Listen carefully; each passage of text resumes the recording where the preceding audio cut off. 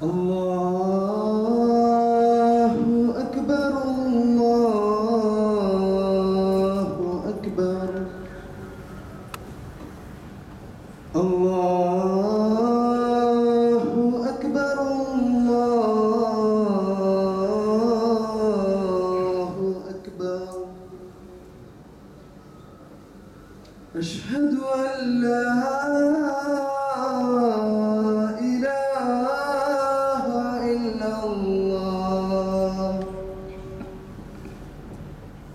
أشهد أن لا إله إلا الله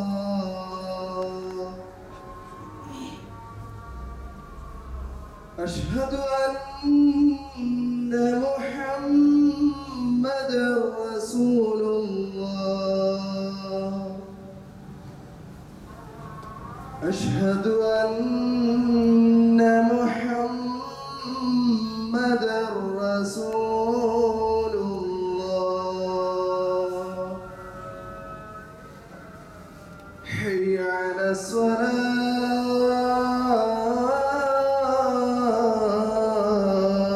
الصلاة حي على الصلاة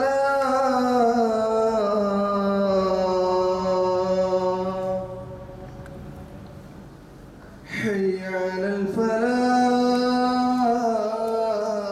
الفلاح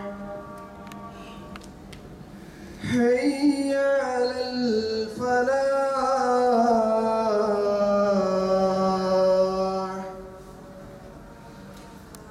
الله أكبر الله أكبر لا إله إلا الله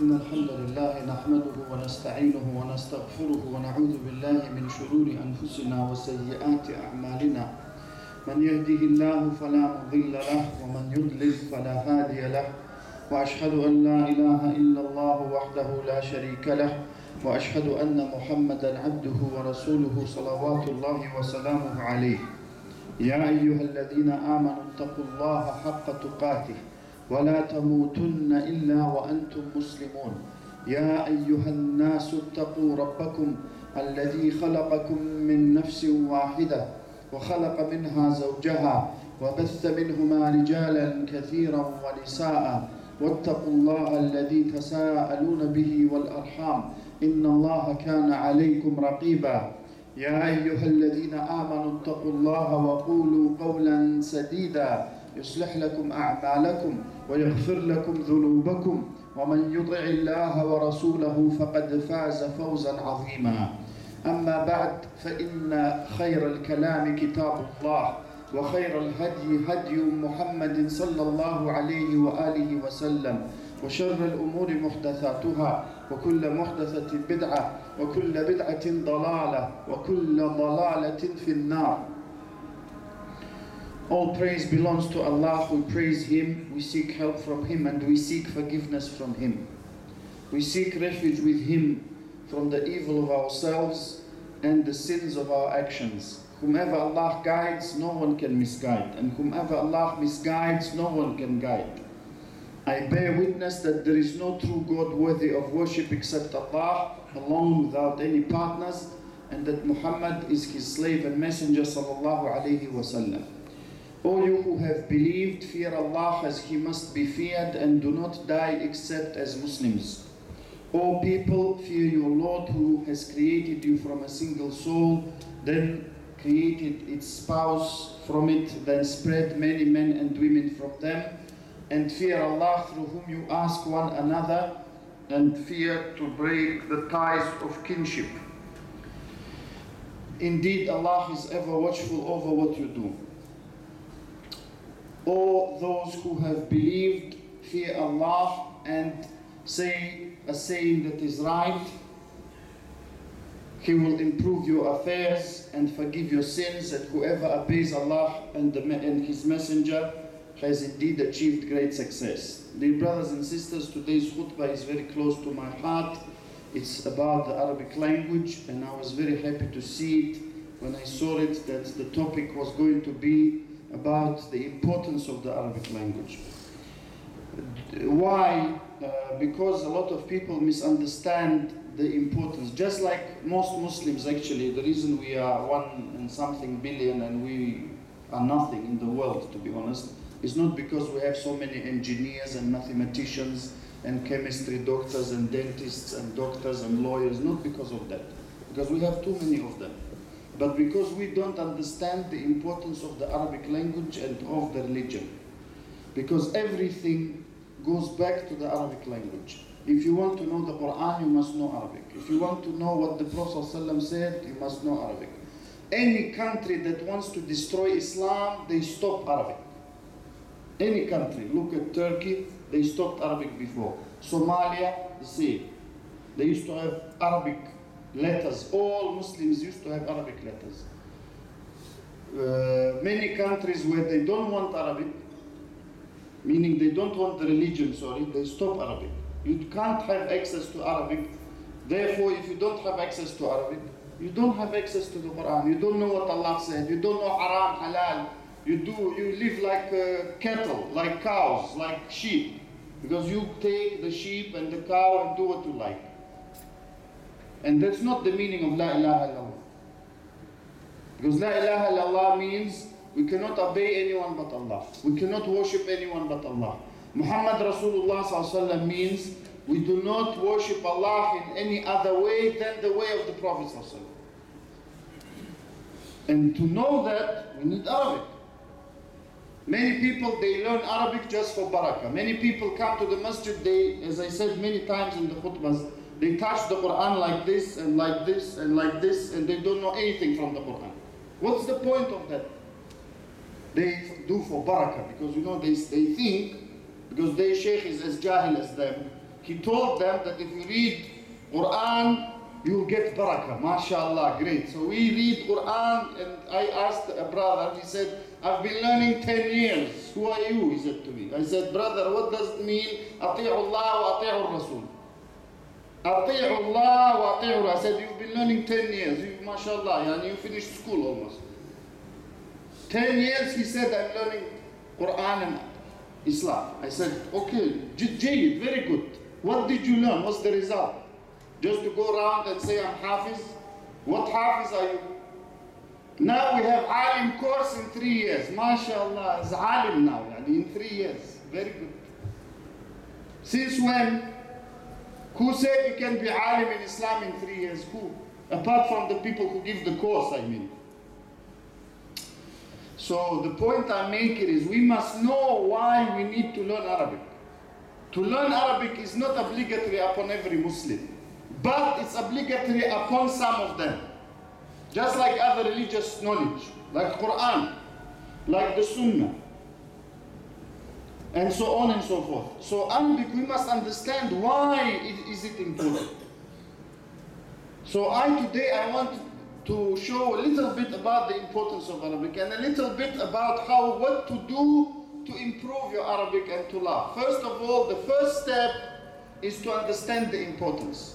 Why do I need Arabic? Because everyone, if you do a course in English, you have so many people, course in this, course in that, because they say, I can earn money through that. But if you do Arabic, first day you get so many people happy, next week half of that is gone. Because they don't understand. Shaitan told them, why are you going? There's a match on TV. There is a good film. The second part of the film is going to be when the Arabic lesson is on. So you choose. You can miss the film. And what's the point anyway? You're not going to learn Arabic. He tells you. And many people believe him.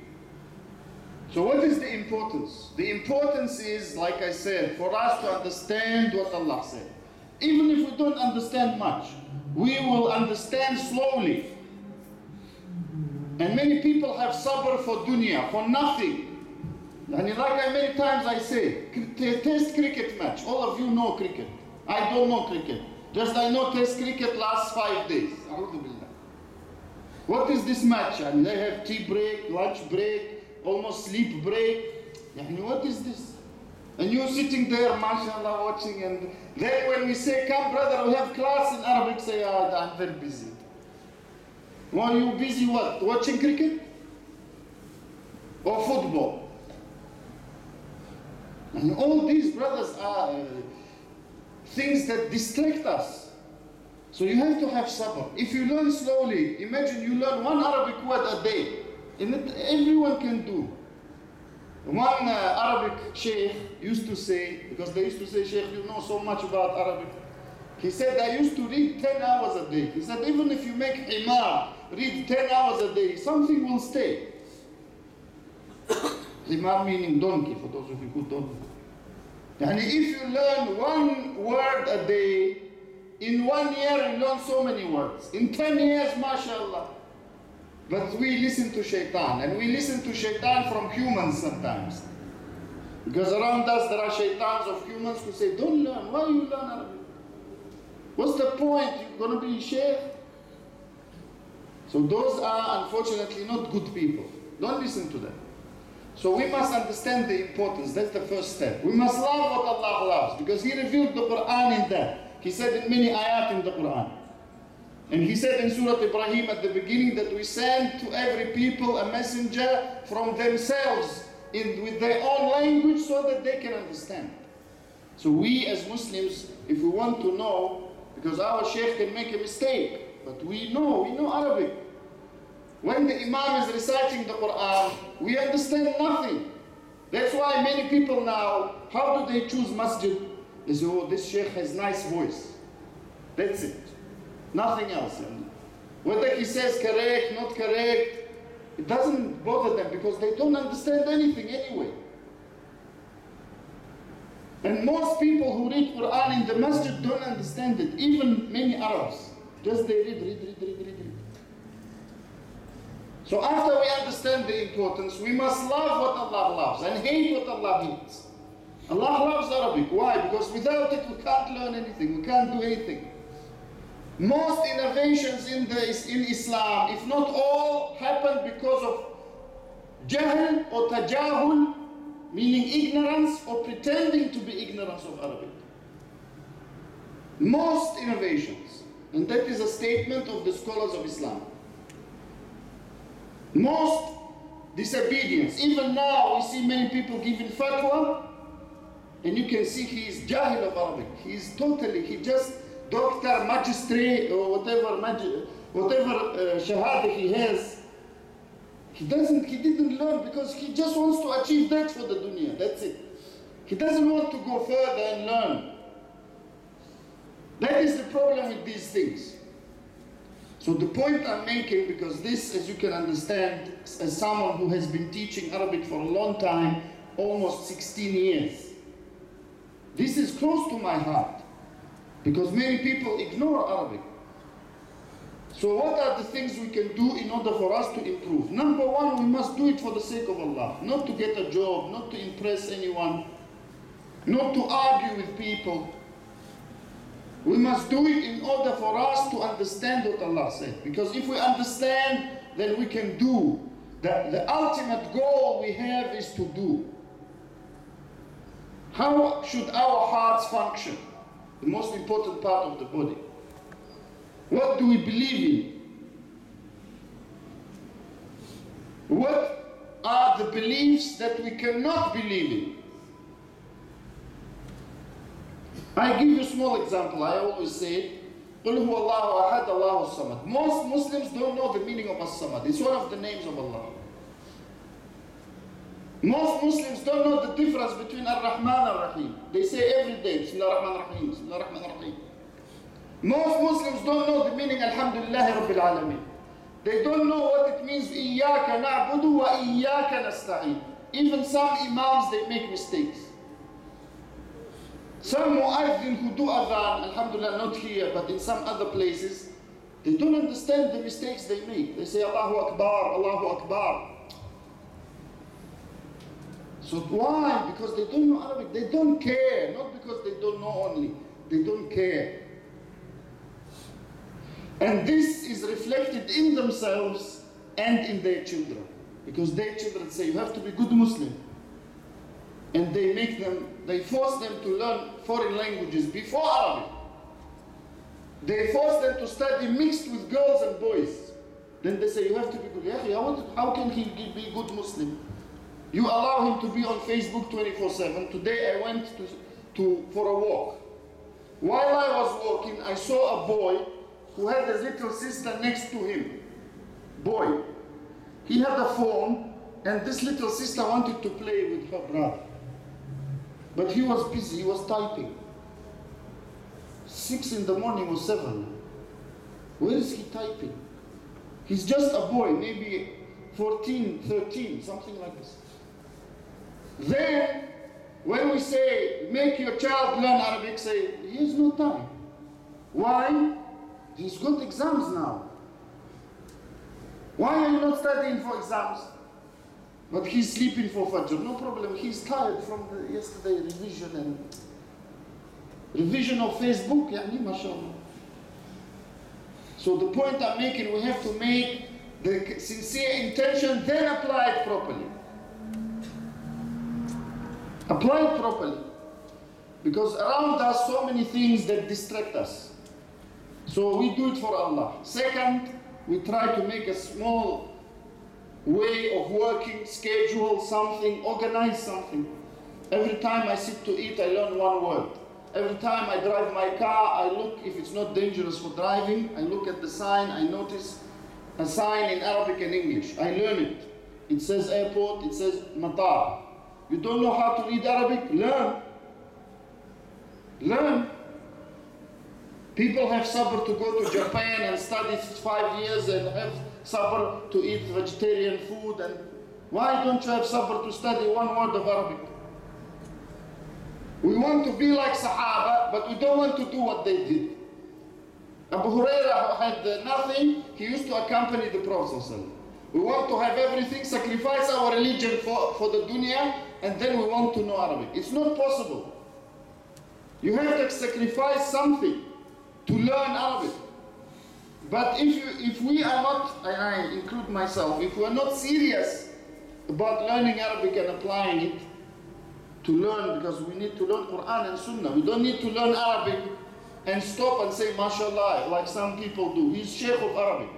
What's the point? He's just a Sheikh of Arabic. And he has to go and learn Quran and Sunnah and implement. Like I buy a drill and I say, mashallah, I have 3 drills. They're very beautiful. Can I borrow? No. What is the drill for? Everyone will say, this guy is majnoon, he's mad. He's just collecting drills. So we have a skill, we have a tool, but we don't use it. I buy knives and I put it on display. This is very beautiful kitchen knife from China, and this is from Japan, and this. Say, what's the point of this? But we don't say the same about someone who learns and never uses it. The Salaf, rahimahumullah, they used to be angry when someone learns the Quran just for the fact of reciting. Or someone learns the hadith just to show that he has so many hadith. Or he learns some science of Islam to show off. And to say, I'm ustad of this, I'm ustad. We have to use it.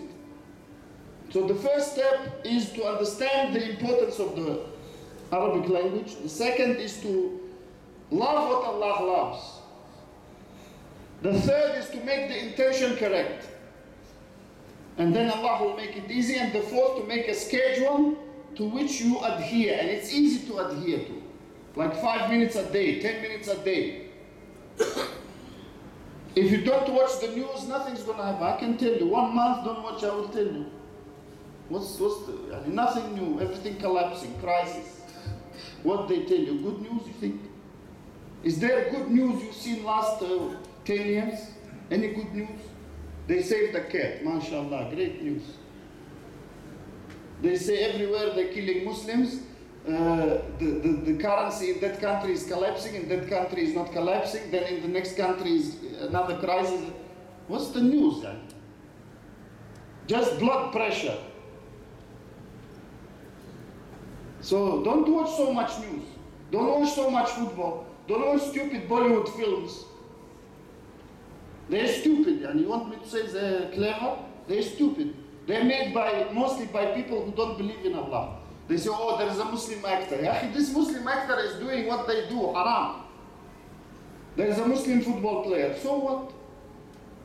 We're supposed to do what he's doing, kick a ball and be stupid? We have to use our time, brothers and sisters. I know everyone, what I'm saying is not what some people don't like, but I'm not supposed here to stand and please everyone. That is not my job. Otherwise, I wouldn't choose to be a teacher of Arabic, because it's not a profitable job. I can be a trader somewhere and make zillions, not billions, zillions. But I do what I love. And one of the things that we have responsibility for is to tell the people what is wrong. Don't look at people who finished Medina or whatever and they play football and advertise a bank. Riba bank that has been involved in laundering money for the mafia. That's been proven. Okay? That's not correct to teach our children that. What is correct is to teach them the love of the Quran and Sunnah, and therefore Arabic. Arabic, because without it they can't know. They don't know the basics, brothers. They don't know what's the meaning of Bismillah ar-Rahman ar-Rahim sometimes. إِيَّاكَ نَعْبُدُ وَإِيَّاكَ نَسْتَعِينُ. And we have to go back to the basics and teach ourselves how the Prophet ﷺ used to teach and make our hearts clean for Allah. Not choose something, then force Allah to make it halal. And look for a sheikh, so-called, in quote marks, who will allow it for us. It's not correct attitude of a Muslim. That is why we must be close to Arabs, whether anyone likes it or not. Because the closer you are to Arabs, the more you will learn Arabic and everything else. And the further you are away from Arabs, the less you will have a chance to learn Arabic and everything else. أقول قولي هذا وأستغفر الله لي ولكم. I say that and I ask forgiveness for myself and you.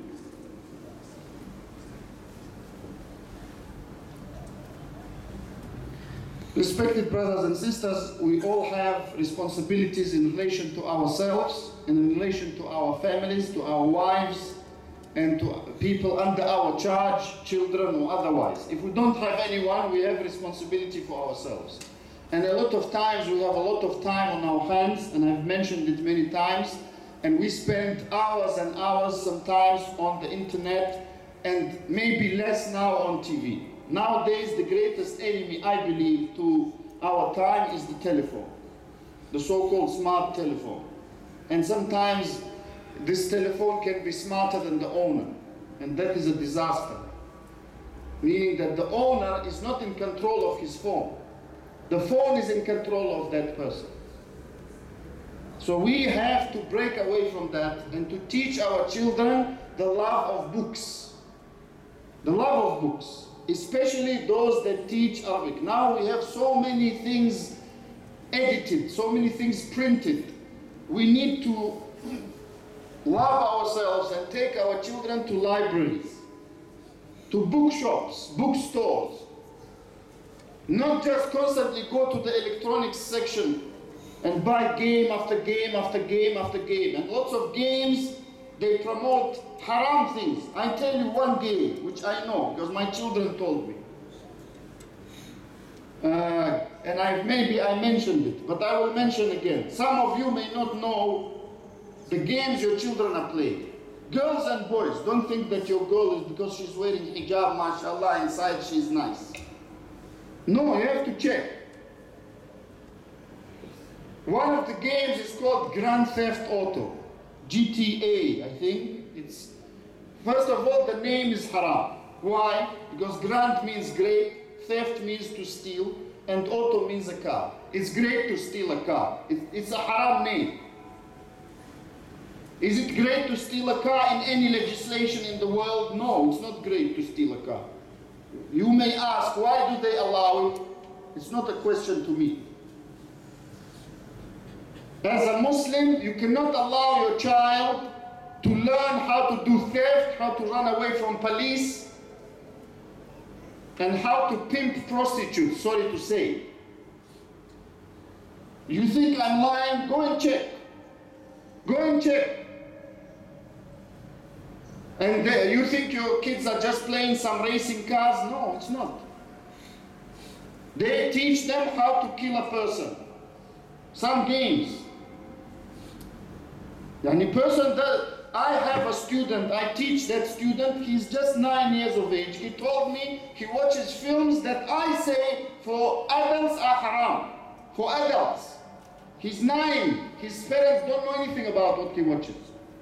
Because he tells me, he thinks I will like what he watches. So he tells me, he says, "MashaAllah, teacher, I watched this film." Because these films don't teach anything good. So you may wear your hijab and have a big beard, but inside it's rotten, a'udhu billah. Because all you have is Bollywood films, games that promote haram, Hollywood films, whatever, soap operas, stupid. Because these soaps, they don't promote anything good. All this I'm saying, why? Because most households now, they have one of the two problems, or both actually. Television and mobile phone. So we need to get hold of that, especially men. And the lady, the mother of the house, she must cooperate fully with her husband.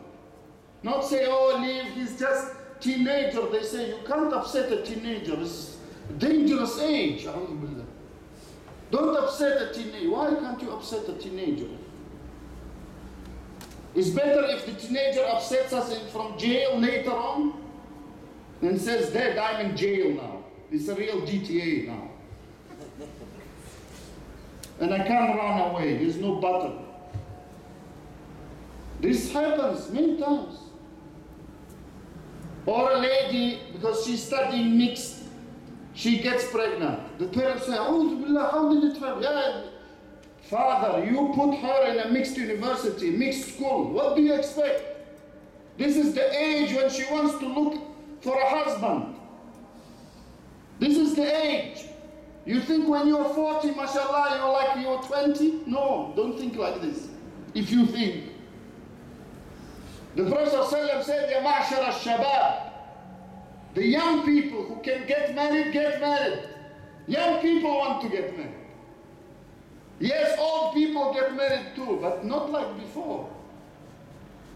Not like before. So you put your child in a mixed environment where every day and minute and second they look at each other, not to mention Facebook.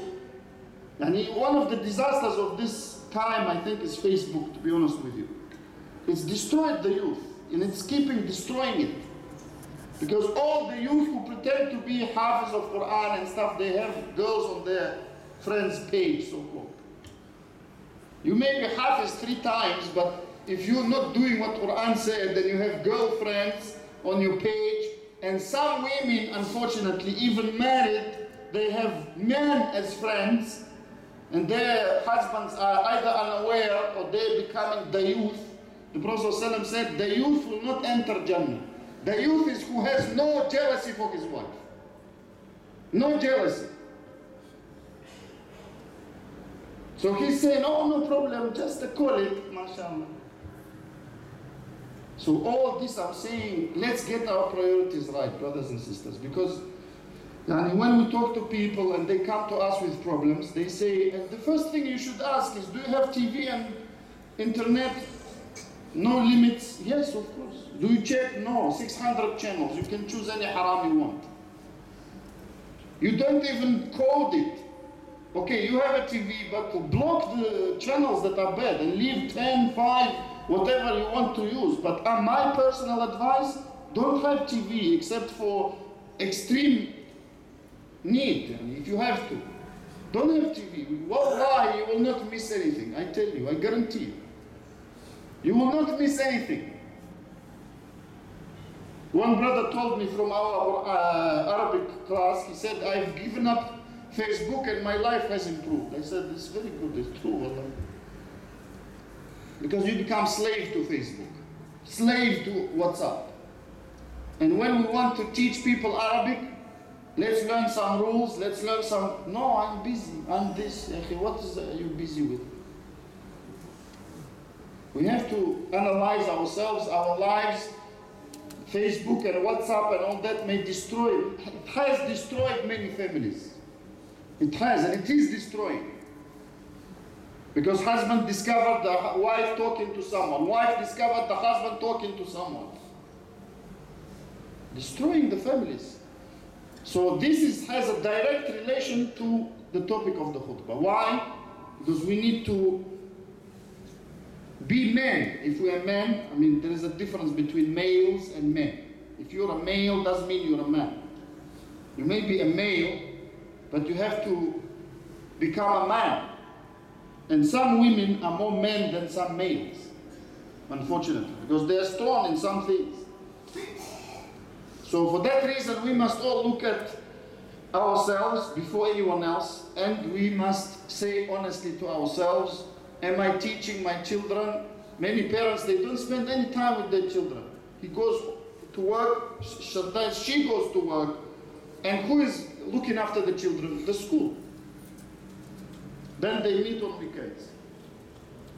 Or worse than that, they have a servant who is a kafir, who believes that Jesus is son of Allah, or doesn't believe anything, and they leave that child with that person, 24/7 almost.